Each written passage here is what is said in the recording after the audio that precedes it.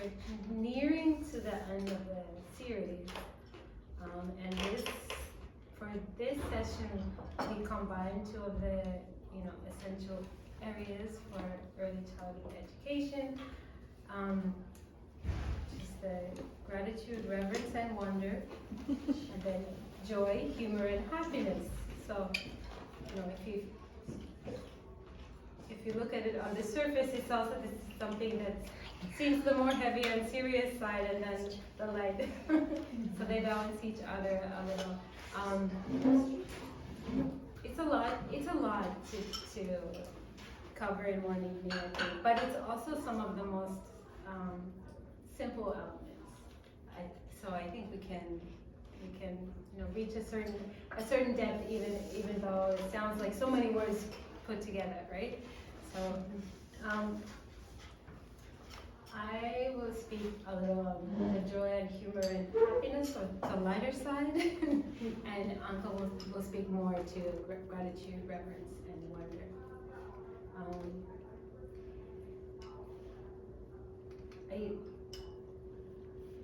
In terms of bringing, joy, humor, and happiness in early childhood, I think it's very natural in some ways.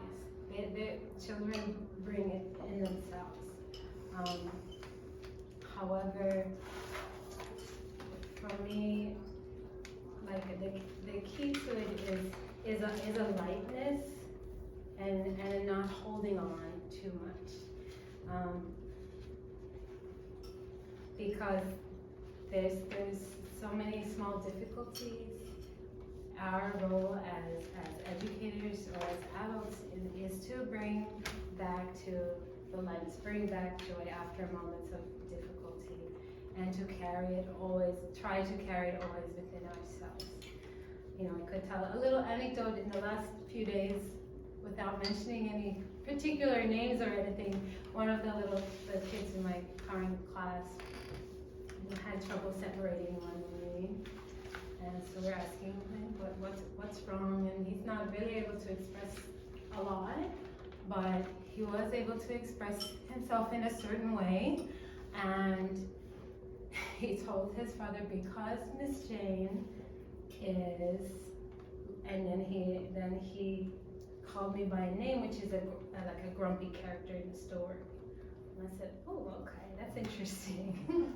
And I wondered, I started to ask myself, okay, why is he calling me this grumpy name, And I reflected back over the last few classes, and there were several times where I really had to draw strong limits with him, because he's doing some strong testing behaviors and to the point of harm to other children.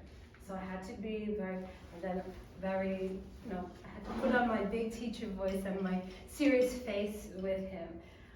But I realized when he said this, his little story or his perspective of it is how much he had seen that and felt that change in my physical being, in my voice, that I'd become this grumpy character. And I questioned, okay, so maybe I held on to the seriousness a little too much with him that day or those few days. Maybe I needed to bring back a little more lightness, or to not let go of challenging him, but let go more quickly when after those moments pass.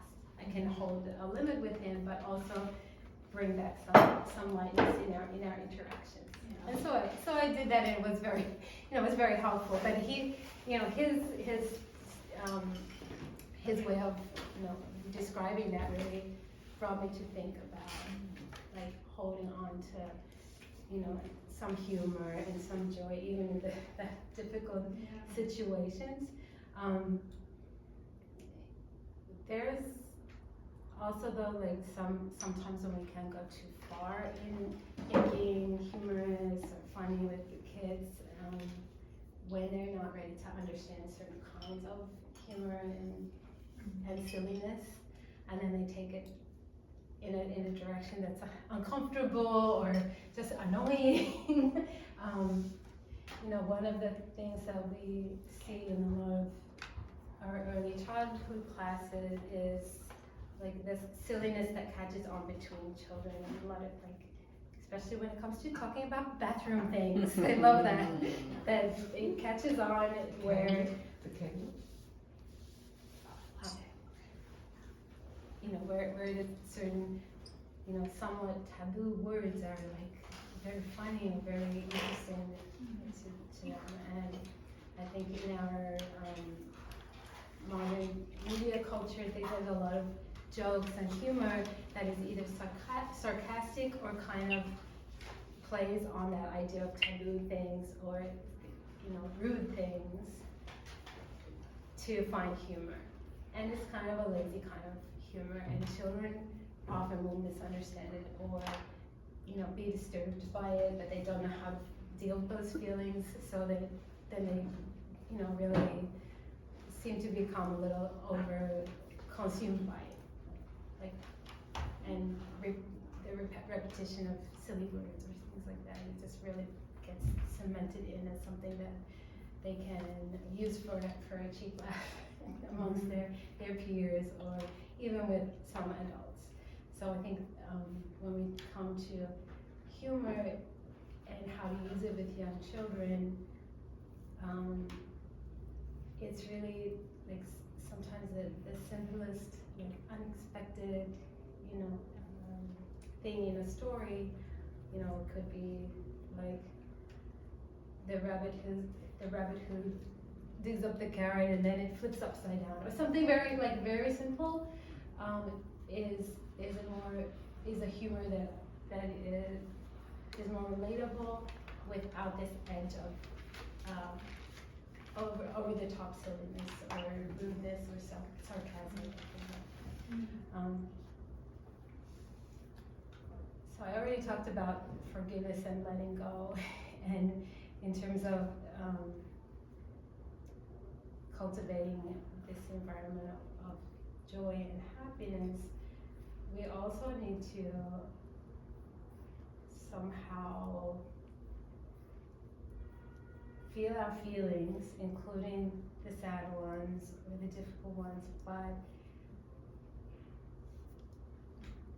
embody what a child goes through in terms of, it's often so ephemeral. You know, if they're able to let an emotion go or a situation go, we shouldn't keep to remind them, or remember that time you were upset about this. And it sounds crazy, but I hear it a lot in parenting and other things. It's like we remind them of the bad times sometimes too much. We want to understand, we want them to be able to express themselves, but you know, in so many situations, it's best, I think, to follow their lead. And if they're ready to let something go, we also can let it go. You know, in the classroom, it manifests as, you know, children are arguing about a toy or something. You can make an intervention, you can try and help them make a resolution. But then sometimes, you know, they're actually really ready to like express that they didn't like that, and then they can quickly move on. And if you come, oh no, let's come back and let's decide what's really fair, they've already left that in the past, you know? So if we need to take off our adult lens of what's fair and what's right, and resolving a situation, a resolution for a child can be just a lighter affair, a lot of times, not always.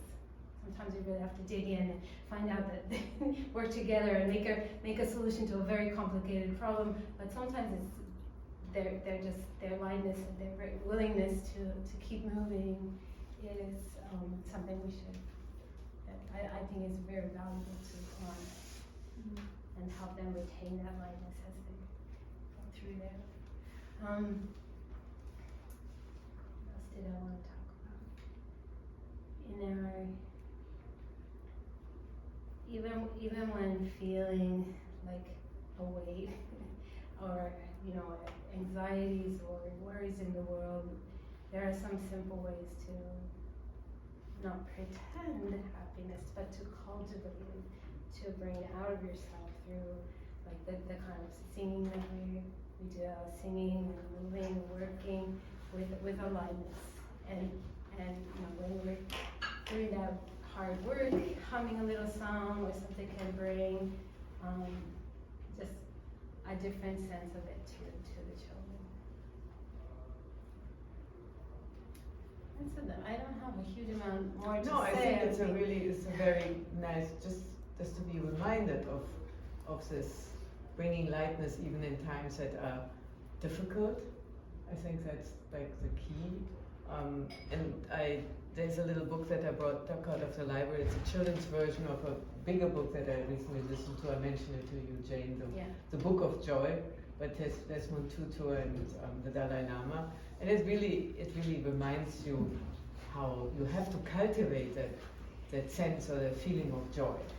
It's nothing that is just there, because we all can get grumpy. Mm-hmm. And burying, so like, you know, burying something or burying a feeling is not the same thing. No. It's No, it has to be truthful. Yes.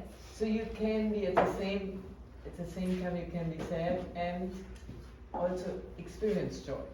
In Judaism we have klezmer music. Mm-hmm. When you listen to that, you want to cry and laugh at the same time, and you don't even know how to bring it together. Mm-hmm. There's this great book by Susan Cain, Bittersweet. It's just life. Life is not just straightforward. And for the younger children, I really like that how you said that they need this lightness, because they're much lighter than we are. Mm-hmm. They don't have so much baggage yet. And to have that lightness in their presence and to leave the baggage at the door or behind for a moment for them is very essential that they see that in us. Mm-hmm. Yeah. And for my topic, gratitude, reverence, and wonder, I really want to talk about two of these aspects.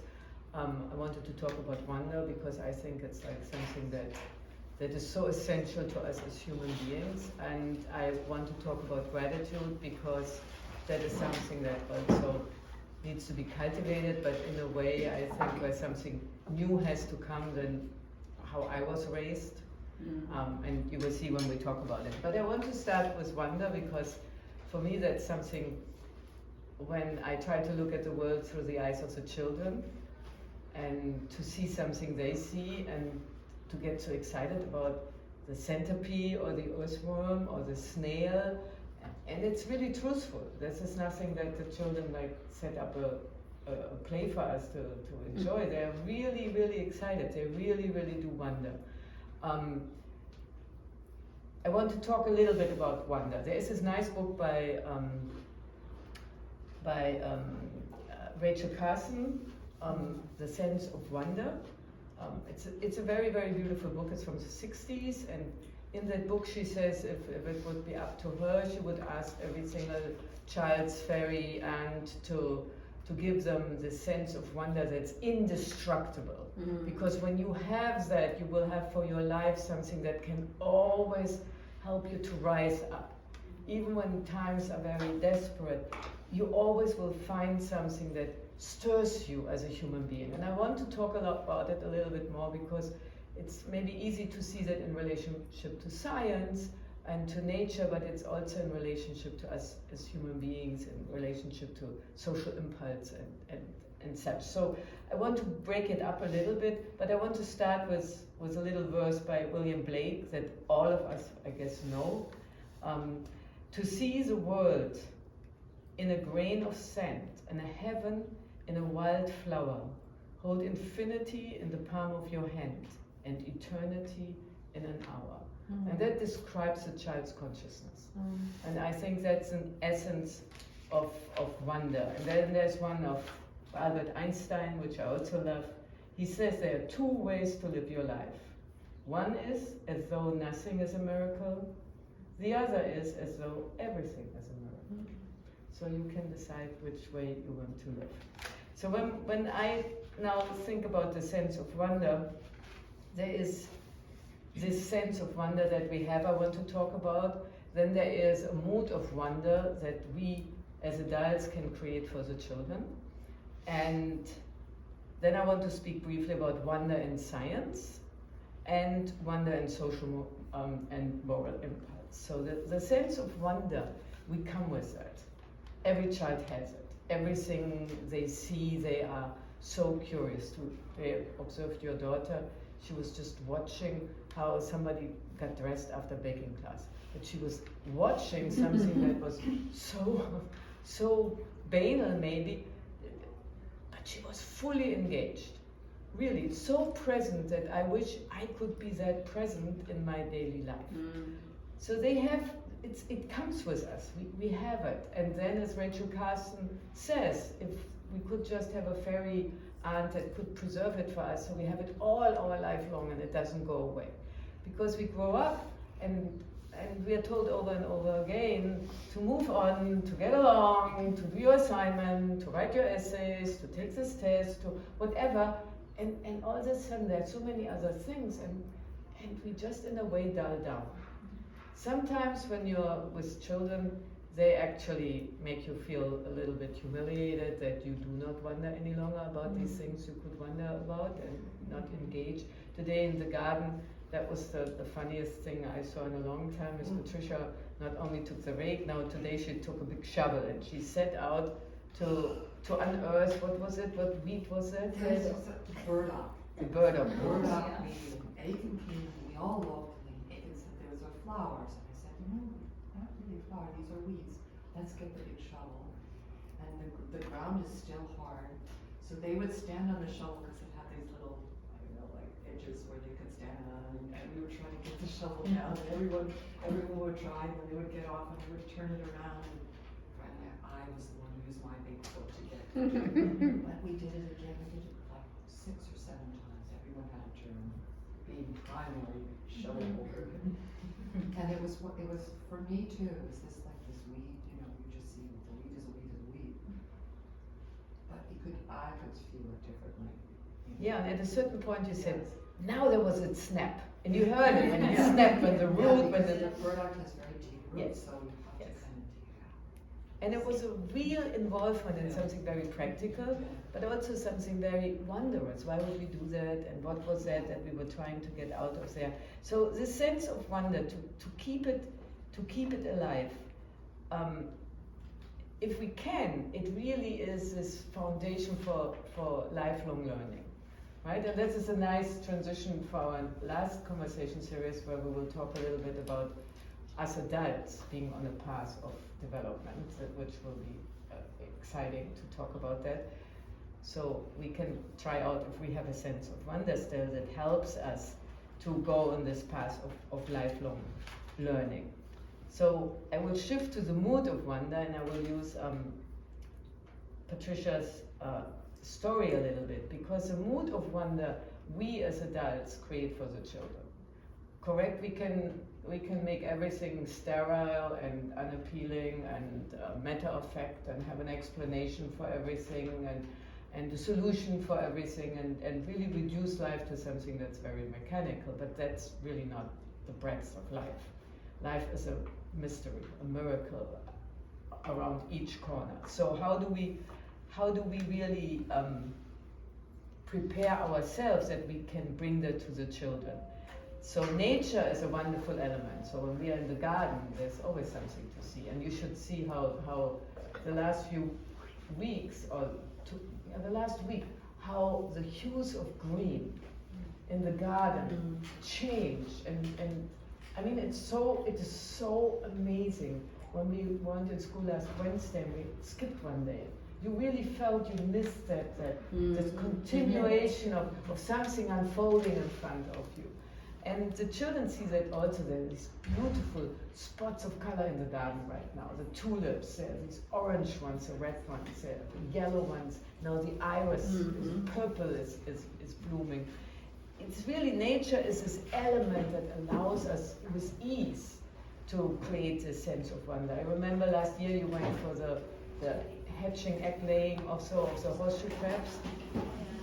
That's so wondrous that they come, right? And they put their eggs there and we can watch it and we can be inspired by nature. So it's very, very helpful that to be in nature and to bring nature to the children. It's also important because the child will open themselves towards nature, and we want them to love nature because we want them to preserve nature. Often now in the adult world we focus so much on all of the shortcomings and all of the mistakes we do in protecting the environment, and then we teach our children how horrible everything is, right? How the seas are polluted by plastic and how we have global warming. But if you're a little child and you're starting to open yourself into the world, and the world says, oh no, I'm horrible, why would you open yourself into the world? So the world has to say to the child, of course, I'm miraculous, I'm beautiful, you can figure me out. And yes, I have some aches and you can heal me. And eventually one can point out its aches. But the first invitation for a child to really have this inborn sense of wonder not being dulled down should really be an introduction into nature where one can connect with it in a relaxed way. So it was really wonderful today to see them all. Miss Patricia did a nice gardening work today, and the children were standing on the big shovel and she was shaking it back and forth. It looked a little bit like a pogo stick. But it was like so earnest, and yeah, it was really, really very, very beautiful. So creating this sense of wonder. Another way of doing it is, we call it often, it's like speaking in images. When you speak to this child and you want them to do something in particular, like put on their shoes, you could also say, oh, here come your boots, here comes the ships, and they want to carry the feet away, right? So you could have that as an image rather than say, no, it's time to put on your shoes. Put on your shoes. So to create these moments where you create images for them, which then allows them in themselves to develop this capacity of an image-forming thinking, which in later life will carry them into this realm of really still keep asking, why is it like this? Why, what is behind it? Two more foundational aspects of creating a mood of wonder that are important for the child, I think, is that you have to create an atmosphere where the child can trust the people around themselves. Because once you can trust, you can relax into wonder. If you are suspicious that something will not unfold and you're not safe, you will not wonder because you're anxious. And I will not talk about the neurotransmitters that are involved, but it's something that we should always keep in mind. It's important for children. And then they have to trust that the world has gifts to give and that they also have gifts to share. So it's like a giving and taking. So that's a mood of wonder. So now briefly to talk a little bit about wonder in science. We all are aware that those go hand in hand, because the people who really discover things are the people who really wonder about why things are the way they are, right? And we came a long way from thinking that the Earth was flat to acknowledging that it is a ball, and acknowledging our place in the solar system, and not only now thinking about a universe but a multiverse. And I think we are going to go further and further. Ralph Waldo Emerson once said, man loves to wonder, and that is the seed of our science. I love a lot the lectures by Richard Feynman. He's a Nobel Prize-winning physicist from I think he had his best times in the 70s and 80s. He wrote a very basic book on quantum mechanics, which I tried to read a few times, and I always page 30, but another vacation coming, I will try again. But he has really, really also nice lectures about science. I think one is called 6 Lectures on Science, and they're all on audiobook, so you can easily listen to it. He helped me a little bit to understand, when my children were little, how to speak about science to children. because once you study sciences, you go a lot into the world of concepts. But that is a world for the teenager, that's a world and for the older adult. But there is a way to go about science with children, and that is really how we teach in our school. We teach them to pay attention, right? We look at things, and then we look at things for a long time. And Feynman has his story how his father taught him. He had this wagon, like we have this wagon over there. Everybody loves to pull a wagon. And he put a ball in the wagon. And he observed that when he pulled the wagon, the ball moved backwards.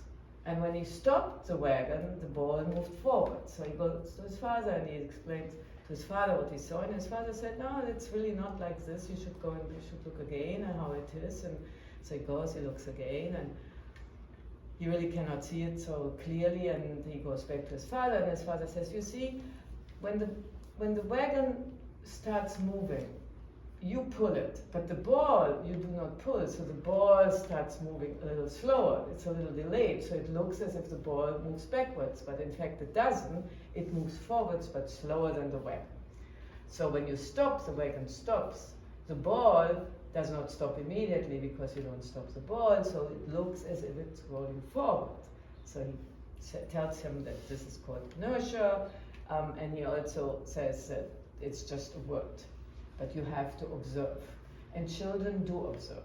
And I saw that recently, and not that we talk about it, but we had the earthquake, and when we had the earthquake, we were on the rug, and we were just getting ready to sing Spring is Coming, Spring is Coming. And the rug was vibrating, and there was a noise from the walls, but the rug was really vibrating. First I said, oh God, there's a subway, but there's no subway. Right, so I go into my concepts. The children had no concepts. And then after it took too long and it rattled too much, I said, and I realized there is no subway, I said, oh, this is an earthquake. But now imagine you are 3 or 4 years old. You see the rug vibrating. But you don't know what it is because you don't have the concept earthquake. So you haven't learned it. So what does it do to you? It makes you feel insecure because something is happening you cannot comprehend. Right? So the children all look around and we go on with our circle. And then during snack time, the boy who sits here at the table and he has his back to the rug. But he turned around over and over again and stared at the rug. Right? There was nothing to see on the rug, but he was certainly looking at the rug, wondering, is it going to shake again? Because we never saw the rug shaking. So this is scientific observation. This is us paying attention, and the words we give to the concepts, they just help us to relate to other scientists and to talk about it. So we didn't use the word earthquake in class, maybe you did at home, but it's just a word. And scientists are always very, very good with words, and they name everything, and everything gets like a big word for it. And obviously we love to learn big words in our class here, in our school, but they're just words. They just help us to relate our ideas. We need them to communicate. So they are not really the phenomena that we are observing. But the children are natural scientists because they're naturally curious. And often out of our very, very good will and intention, we will give them all of these concepts that they often can repeat because they can repeat what we say, right? When you read the same book to them, at one point you have the feeling they read. In fact, they don't read, they just know the words by heart already. So they can say it back to us, but it doesn't mean that they really understand our concepts. And I think the less we burden them with these fixed concepts, which are a little bit like putting an iron glove on a hand and not allowing the hand to grow, or like in some cultures they bind the feet.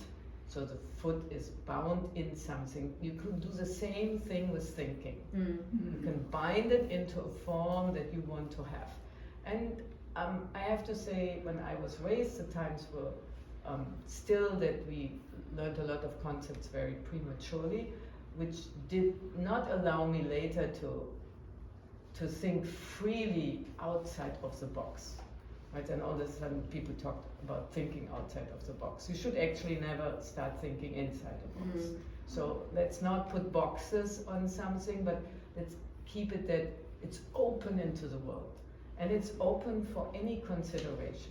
And children are very, very good. They sometimes give you solutions that you feel, oh, this is like makes no sense whatsoever, but this is only because you're sitting in the box. From their point of view, it makes a lot of sense. So science and wonder and science are obviously very, very closely related. And if you get a chance, I would really recommend to you reading the book by Rachel Carson, though it's older, but it's really very, very inspiring. And then listening to some lectures by Richard Feynman. He's a very, I think he's a scientist who brings this aspect of what science really should be over. He said at one point, scientists actually are the ones who are not believing in experts. And we all experience what experts can tell us and where that leads to. And I agree with that. Scientists always think the impossible, the new thought, the one that was not yet thought. And then Socrates said, for wonder is a feeling of a philosopher, and philosophy begins in wonder. So that's now the other aspect where wonder and social and moral impulse, I want to say a few things, because it's really, really important when we wonder about something, and not only natural phenomena, we also can wonder about other human beings, right? We can open ourselves to the experience of the other human being. And if we can preserve that and cultivate that in society, then we have a really deep social impulse towards us being able to listen and consider and see the other. And for me, that is something that children really, that interest in the other human being, children learn by being surrounded by other adults who practice that. This is nothing that you preach, this is something you experience. And a wonderful way of bringing that in is storytelling. Through storytelling, you open the world to other human beings, not only to natural phenomena, but to the neighbor, to the boy in distress, to whatever you have in your story, whatever storyline comes. So that is the place where wonder and social impulse, I think, is very important, and we not naturally think about that in this relationship. So in our classes, we pay attention to the other in the class, and obviously we have here right now a lot of discourse of what I want and I need and I have to have this, and it is really not right that I don't get this now.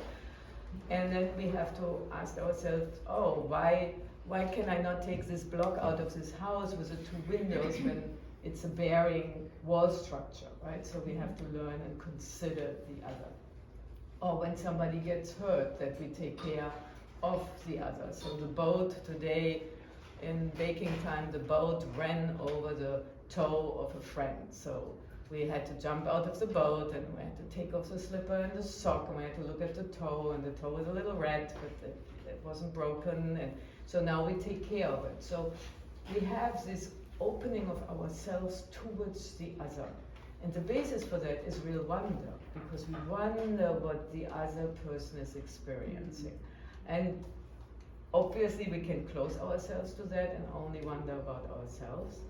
And we know that life is as kind of a balance between ourselves as individuals and the whole. Steiner said a very, very nice sentence that I often contemplate on, and it means a lot to me. He said, our life is a continual oscillation between our individual experience and living with a universal world process. So if you really think of that, right, that I live with a universal world process, right, that this can make you wonder what that is that I am living with, and not only with my individuality, which obviously is also there. And there you see, it talks about an oscillation, right? It's not one or the other, and it's also not both together. It's really going back and forth. It's a little bit like our nervous sense system works, right? It's not either firing or not firing, let's say. It goes back and forth. So we have an acceleration, and then it dies down, and then it has to recuperate, and then it's like us breathing.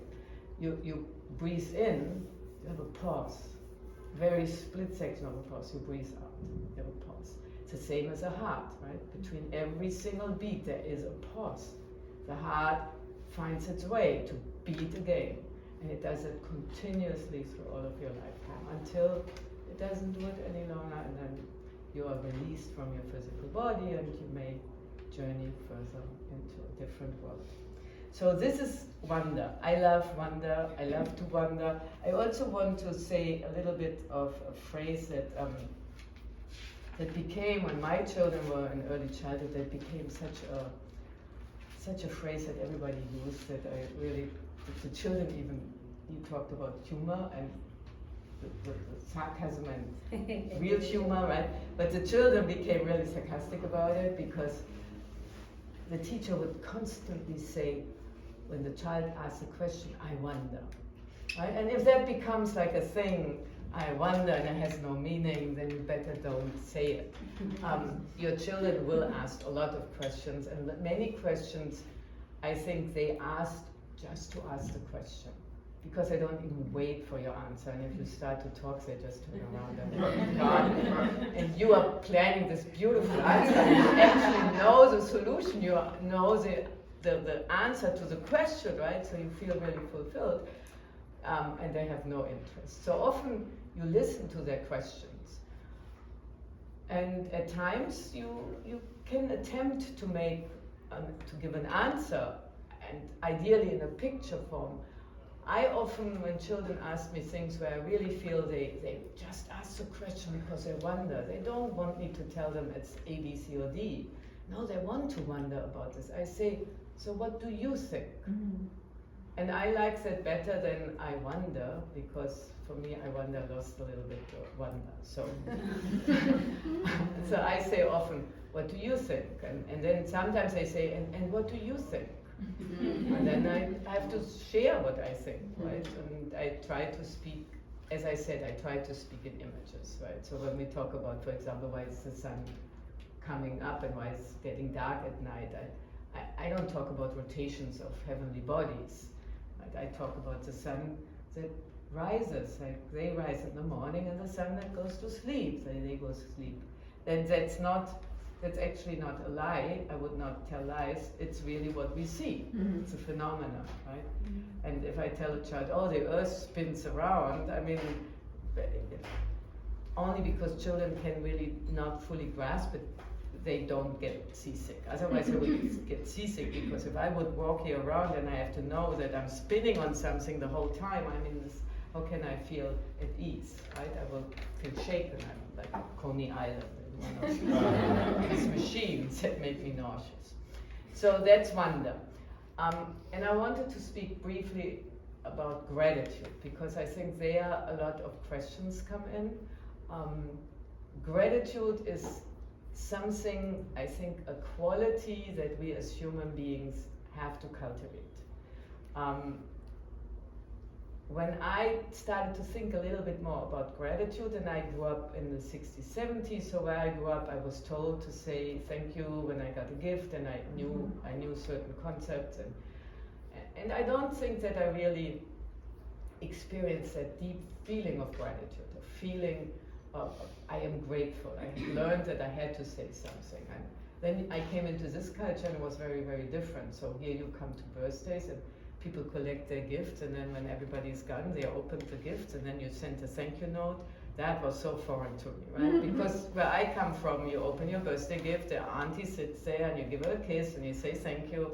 But to write a thank you note and put a stamp on it and to put it in the mail, that was like so removed from me that was very irritating. So both have not necessarily to do with gratitude. There can be gratitude in both in ways of expressing things. But gratitude is really something to cultivate, and I think in our society there where we have very high standards, we can be very, very critical about things. We are trained, at least I in my life was trained to always see what is not right. In my prior profession, that was actually the real sense of what I did as a pathologist, right? I would look at a specimen and I would look for what is wrong, right? So it's a set of mind, it's a perspective. You can also look for the things that are good. And I'm not saying that you should be naive, but it has to be cultivated to look at the beauty. And it's a little bit like that bittersweet, what Jane brought up. And the wonderful thing talking about gratitude for me is that it's really something that we cultivate in early childhood. So the age from 0 to 7 approximately, this is where this sense of gratitude grows. It grows with the physical body of a child. And it might sound a little bit strange, but if you start contemplating, and in our study, last 2 studies, we learned a lot about these 3 human qualities of gratitude, love, and duty, and how they unfold in these 3 different sets of 7-year periods. The first period of life, the first 7 years, we grow our physical body as our home on the earth. And what we grow is all of our organs, but a lot is our nerve sense system. Because our nerve sense system will allow us to sense the world, to take the world in, to digest what we're taking in, to think about it, and then out of that, we go through our feeling into our doing. So this sense of gratitude will grow in the child as their organism grows. So if it is instilled in you as a human being, you will carry it all your life. The Talmud said, give me your child until it is 7, and I have him my whole life. So it's very, very formative what happens in that age group. And why is it so formative? Why does it leave such a deep impression? That is because at that age we learn through imitation. We are open sense organs, we trust. Children naturally trust.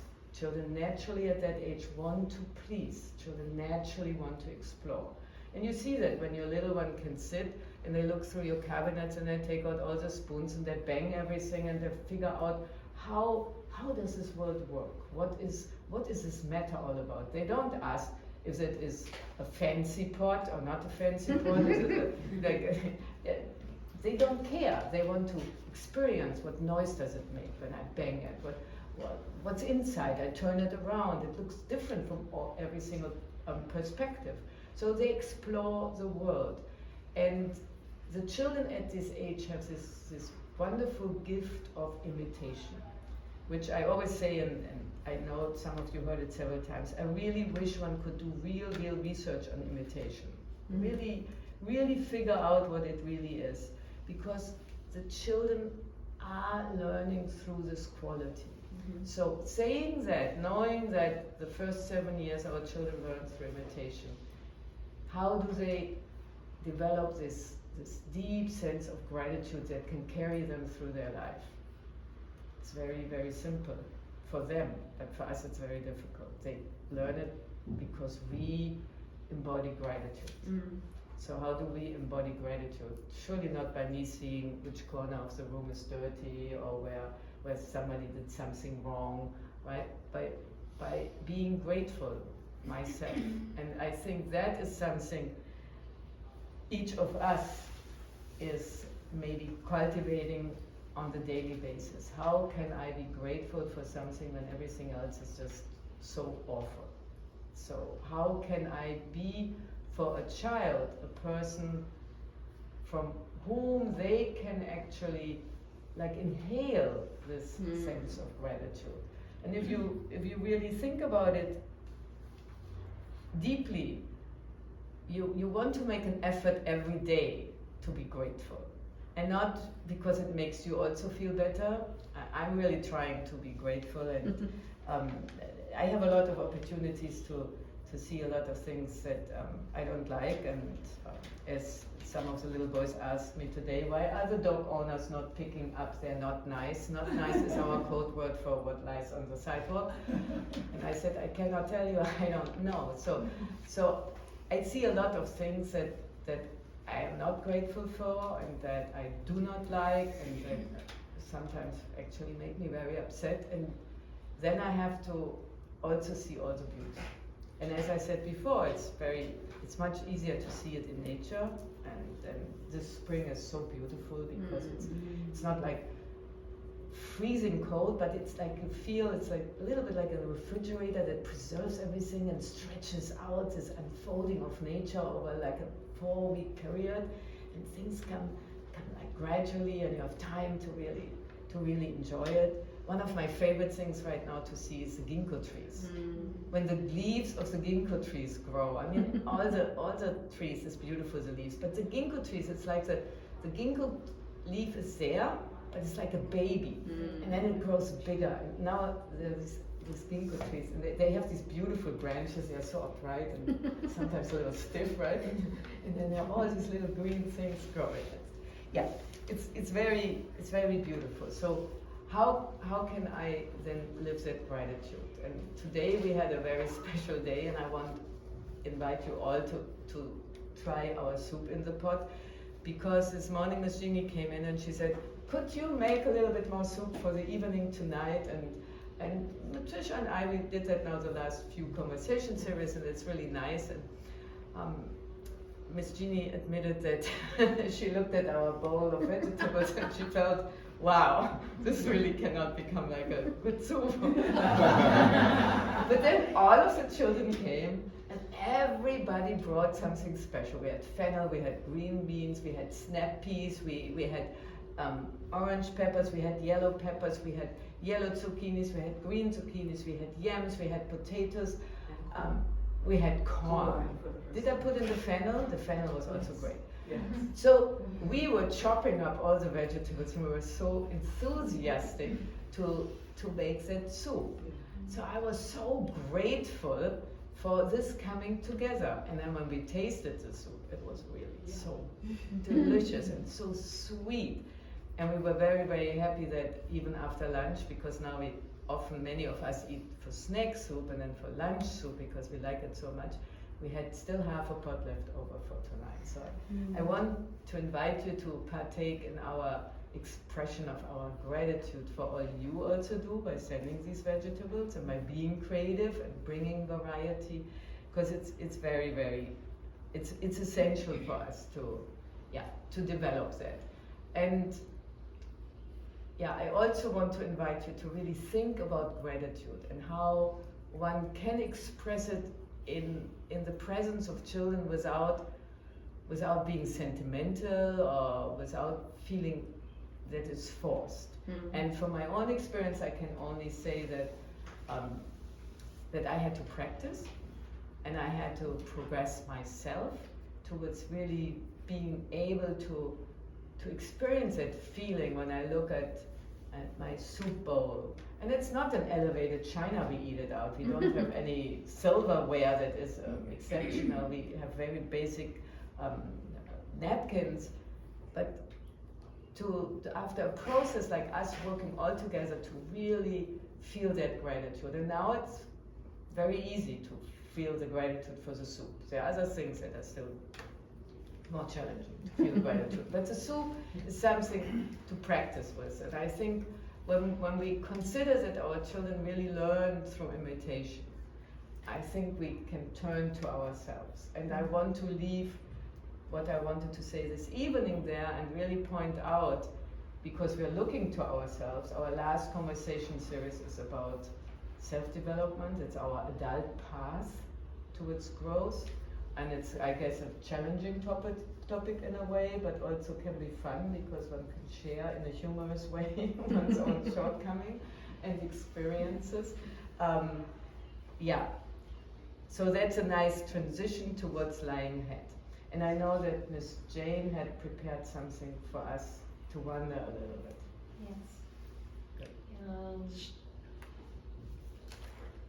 If you, well, no, yes, you can take, you could. Bye.